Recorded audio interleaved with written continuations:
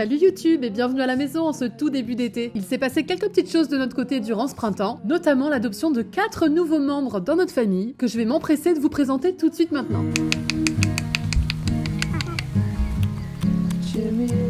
Tout a commencé grâce ou à cause de ce jeune coq de 9 mois qui est né chez la maman de Jus et qu'elle comptait garder, sauf que ce petit monsieur arrivé à maturité a décidé de taper fort son papa. Au même moment, Gamme Vert m'a proposé de m'offrir un poulailler. Je me suis dit que les planètes étaient un peu trop alignées pour ne pas se laisser tenter. On lui a rapidement trouvé de la compagnie avec ses 3 jolies petites poulettes naines de race Pékin. Les présentations se sont faites ultra facilement, il était ravi qu'on lui présente ces jolies dames. Et elles se sont adaptées assez facilement à leur nouvelle maison, c'est trop rigolo de découvrir toutes leurs petites personnalités à chacun et chacune. Je vous présente donc l'élégante Poupetta, notre petite Griselda, ou Grisette aussi. Et enfin Marou, parce qu'elle est mi-marron mi-roux. Et notre coq, Pout Pout, qui est un croisé de Pékin et Sablepout. L'histoire était parfaite, jusqu'à ce qu'on se rende compte que Griselda n'allait pas très bien. Et me voilà donc emmener ma petite poulette chez le vétérinaire. Croyez-le ou non, même à la campagne, c'est difficile de trouver un vétérinaire spécialisé. Heureusement, après quelques jours au chaud et quelques médicaments, elle allait bien mieux. Et aujourd'hui, petite poulette est devenue grande. En parlant de grandir, quand les poules sont arrivées à la maison, elles ne pondaient pas encore parce qu'elles étaient trop jeunes. C'est maintenant le cas depuis le début du mois, et c'est un vrai bonheur d'avoir ces œufs frais à la maison. Et coucou de vive vue, j'espère que vous allez bien. Trop contente de partager cette petite nouvelle avec vous. Grande nouvelle pour nous, en vrai. Je crois que dans le dernier vlog, d'ailleurs, j'arrêtais pas de faire des allusions sur le fait d'avoir ses propres œufs, tout ça. C'était pas dans les projets si proches, mais bon, l'alignement de planète était trop beau, il fallait se lancer, c'est fait. Ça va nous demander de nous organiser un peu quand on va vouloir partir en vacances. C'est tellement un bonheur au quotidien que ça vaut largement le coup. Personnellement, je suis complètement tombée dans la folie des poules, en fait. J'avais vu passer ça sur les réseaux, les gens complètement tarés avec leurs poulaillers, leurs poules, tout ça. Je comprenais pas trop. J'ai aussi des proches qui ont déjà des poules et qui en étaient dingues. J'étais contente pour eux, mais je comprenais pas la hype. Ça y est, maintenant j'ai mis le nez dedans, je vois le délire. Je comprends bien des choses, ça rend taré. Mes petits poulets.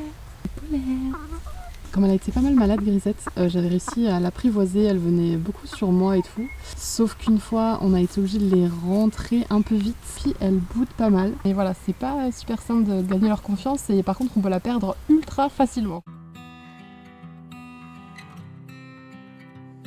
Bon, je pense qu'il est temps que je vous montre aussi le potager. Après vous avoir tant teasé sur les préparatifs de celui-ci il y a quelques mois, je vous ai un petit peu laissé en plan sur YouTube, j'avoue. Par contre, je l'ai beaucoup plus fait sur Instagram. Donc si ça vous intéresse et que vous me suivez pas encore là-bas, qu'est-ce que vous attendez? Je dois avouer qu'on n'est pas dans un mood où on se réjouit beaucoup, on s'inquiète énormément. Avec tout ce mauvais temps auquel on a droit ces derniers mois, les maladies et autres champignons se frottent les mains. Du coup, on guette chaque feuille, chaque jaunissement, chaque tache. Et je me rends compte qu'en regardant les images, on peut être quand même très fiers pour l'instant. Surtout qu'en plus du mauvais temps, il y a quelques semaines, on a eu droit à ça. Une nuit, un violent orage a éclaté et le ruisseau a débordé, ce qui a totalement inondé une partie de notre terrain. Les tomates et les pommes de terre se sont retrouvées les pieds dans l'eau. Une fois que l'eau a été un peu évacuée, Jus a fait ce qu'il a pu pour sauver tout le monde, en rinçant notamment les feuilles qui étaient pleines de boue. Les tomates s'en sortent bien. En revanche, on a constaté que les pommes de terre, la récolte serait vraiment très décevante. On a aussi eu un petit bout de notre route détruite, une petite taupe à sauver des eaux, et nos petites poules à déménager provisoirement parce que le poulailler a aussi pris bien cher. J'essaie de vous faire un petit potager tour avec un système un petit peu bancal, mais ce sera quand même mieux avec un micro plus près de ma bouche. J'ai pas encore de micro-cravate, ça arrivera peut-être un jour. Je vais pas trop vous parler des fruitiers, je sais que celui-ci c'est un péché, mais je ne suis pas sûre de tous, vu que Jus a un peu une folie avec ça. Je vais pas parler à la place des experts, voyez-vous. Donc ici nous avons un petit carré qui regroupe tous les fraisiers que le CAC a renommé son potager, voilà, qui est là depuis donc 2 ans et qui se porte à merveille, comme vous pouvez le constater. De ce côté-là, nous avons les tomates, celles qu'on a plantées en premier et voilà, qui commencent à être pas mal hautes avec des petites fleurs. Au milieu, nous avons mis des Nepeta. C'est donc une plante qui est plutôt considérée comme une herbe à chat et qui apparemment repousse beaucoup les punaises, ce qui était donc notre problème de l'année dernière, si vous avez vu ma dernière vidéo à ce sujet. 13 pieds de ce côté-là. De l'autre côté, on en a d'autres. Ça, c'est ce qui avait pris bien cher pendant l'inondation. Et franchement, ça s'en sort pas si mal. Bon, il y en a quelques-uns quand même qui font un peu la tête, hein. Mais ça s'en sort pas si mal. 4, 5, 6, 7, 8 pieds de tomates. Au bout là, j'ai oublié, on a un petit basilic et des ciboulettes. Encore un arbre ici, je crois que celui-ci est un pommier, mais attendez, il y a des petites étiquettes. Juliette, oui c'est ça, c'est un petit pommier là qui est là. Est-ce que vous voyez là, je sais pas trop, hein. Coucou. Juste là, nous avons des poivrons, des aubergines et des melons. Donc 3 pieds de melon, 2 pieds d'aubergine et 3 pieds de poivrons. Il y a la fifille qui fait la faux-folle, la Fifi qui fait la faux-folle. Là, on a encore des essais de jus à base de patates dans des pots. Du coup, celles-là, elles n'ont pas eu l'inondation, donc peut-être qu'elles iront mieux. Elles ont de très jolies fleurs. Sur le côté, est-ce que vous voyez ça là? On a notre petit carré potager avec dedans 4 pieds de concombre. Il se porte très bien, sauf un qui a été un peu dévoré par les limaces, mais il a l'air de vouloir quand même continuer à vivre, donc on le respecte. Sur cette rangée-là, nous avions des pommes de terre. Il y en a un, mais c'était pas...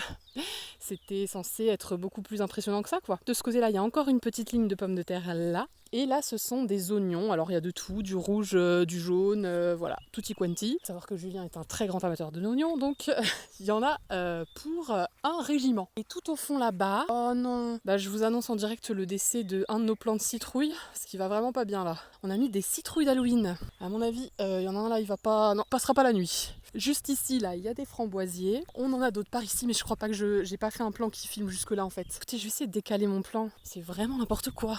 Nous revoilà. Cette fois en plus, j'ai un superbe caméraman qui va en plus pouvoir nous aider sur certaines plantes dont je n'ai aucune idée de ce que c'est. C'est parfait. Donc juste ici, je sais pas si vous la voyez. Ouais, ça bouge en plus, c'est super. On a une sauge arbustive qui fait des fleurs incroyables. Alors quand elles ont pris le soleil, un peu moins. Mais alors quand elles sortent, elles sont d'un espèce de magenta. Juste ici, nous avons un petit massif fleuri que nous avions fait en collaboration avec Gamme Vert. Alors il y a un peu tout, des coréopsis, des œillets, des scabieuses. Pour l'instant, ça fait un petit peu son bonhomme de chemin. A priori, après, ça devrait être un peu plus impressionnant. Juste ici, nous avons 2 sublimes topinambours. Un artichaut. Là, t'es en train de marcher sur un autre artichaut.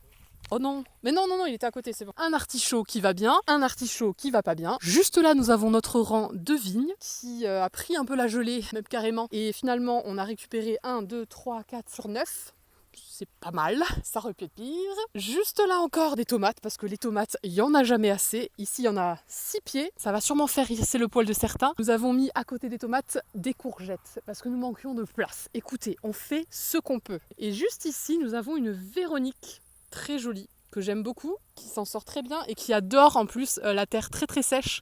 Donc elle va être très ravie ici. Juste ici, on continue, nous avions 2 groseilliers qui vont pas fort, on va pas se le cacher. Pas la baffe laser, comme dirait Colline. Et juste là, nous avons donc d'autres framboisiers. Donc il y a des framboises classiques et des framboises noires. Alors cette rangée-là, elle est très spéciale, puisqu'en fait l'année dernière, nous avions notre prairie fleurie. Et elle a décidé qu'elle ne s'en irait pas comme ça. Qui attire, n'empêche, plein d'insectes, plein d'abeilles. Donc on est ravis. Ici, nous avons quelques pieds de tomates qui essayent de s'en sortir parmi les fleurs. Il y en a 3 autres. Juste là, nous avons... Qu'est-ce que c'est, des oignons? T'as encore mis des oignons là?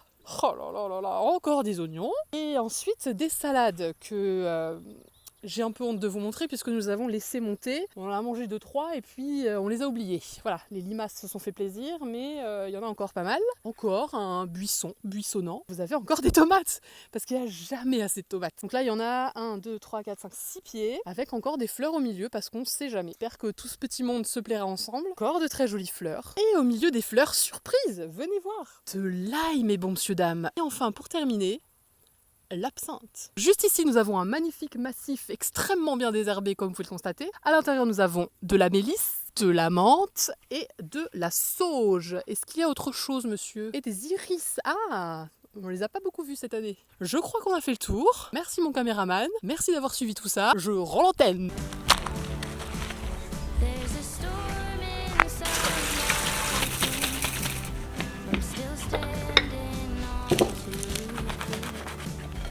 C'est tellement un plaisir de manger, de récolter ce qu'on a planté soi-même et ce dont on a pris soin. Alors, plus ou moins par moment, je vous l'accorde. Notre potager va faire crier tous les puristes. On apprend, on expérimente, on essaye des choses. C'est avant tout un lieu où on se fait plaisir et qui nous permet de passer du temps en famille. Et c'est ce qui compte le plus. Sinon, au niveau de la maison et de ses travaux, depuis le bilan que je vous ai fait de l'année 2023, il s'est pas passé grand-chose, à part quelques démolitions par-ci par-là pour voir ce qu'il y a en dessous, prendre les dimensions, commander les matériaux, découvre quelques joyeuses surprises. Mais ça va s'accélérer dès le mois prochain puisque Gio aura des congés et avec l'aide de mon papa, on va s'occuper de l'isolation de cette pièce-ci. plafond, mur, sol, tout va y passer si on a bien besoin, parce qu'il commence à faire bien chaud ici. Ce sera la future chambre du kaki, donc il y aura aussi ensuite de la déco. Je vous emmènerai certainement dans cette aventure-là. En suivant, il y aura notre chambre, et puis en septembre, il y aura la salle de bain, puisque la fenêtre arrivera enfin, et on pourra donc isoler le mur où il y a cette fameuse fenêtre, et puis juste refaire cette salle de bain en entier, enfin, les toilettes, puis en suivant, j'espère, la cuisine, mais peut-être que ce sera plus pour 2025, si on reste réaliste. Bref, voilà, ce sont des slow travaux, hein, ça change de nos youtubeuses qui changent leur maison comme ça en un an, mais c'est cool. Et un jour qui se rapproche, on aura une très belle maison, dans laquelle je prendrai plaisir à vous faire plein de vidéos. Ça arrivera, j'y crois moi, j'y crois. Et le dernier sujet que je voulais aborder avec vous dans ce petit update, c'est le van, qui a bien pris cher tout l'hiver en transportant du bois, des gravats et un barbu aux chaussures de sécurité bien boueuses. Il était temps de lui refaire une petite beauté, et tout ça en famille. Il y aurait pas mal de choses à y faire pour améliorer l'isolation et la beauté de l'intérieur, mais clairement avec les travaux de la maison, on n'aura pas le temps de s'en occuper, donc on le prendra tel qu'il est. On ne pense pas partir bien loin, on veut juste découvrir de nouveaux endroits, vivre de belles aventures et camper tous ensemble. J'ai trop hâte et bien sûr on vous emmènera avec nous.